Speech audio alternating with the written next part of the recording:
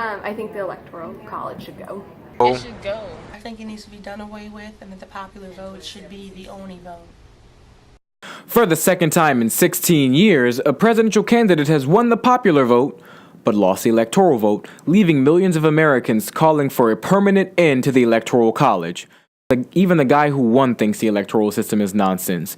So, if a wide majority of the country doesn't like something, that means it should be easy for lawmakers to give them what they want, right? Well, not so much. Throwing out the Electoral College altogether is not as easy as it sounds. Because it's rooted in our Constitution, means that in order for lawmakers to get rid of it altogether, there has to be a constitutional amendment. And the way that works is a majority, 2/3 of the House and Senate have to vote in favor of getting rid of the Electoral College, along with 38 of the 50 states voting in favor also.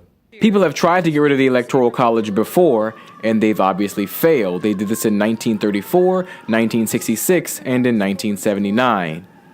One of the good things about the Electoral College is that it forces the candidates to spend time in states with smaller populations like Wyoming and New Hampshire. New Hampshire just so happens to be a major swing state. And if the popular vote were the ultimate and only decider in an election, candidates would only focus on big cities and their suburbs, like New York and Los Angeles, and ignore everyone else in smaller places, like the good folks in Diller, Nebraska, population 260. The electoral process is far from what everybody really wants, but if everyone screamed revolution and changed a process that has generally reflected what the nation wanted in other elections for a little more than 200 years, we might end up back where we started.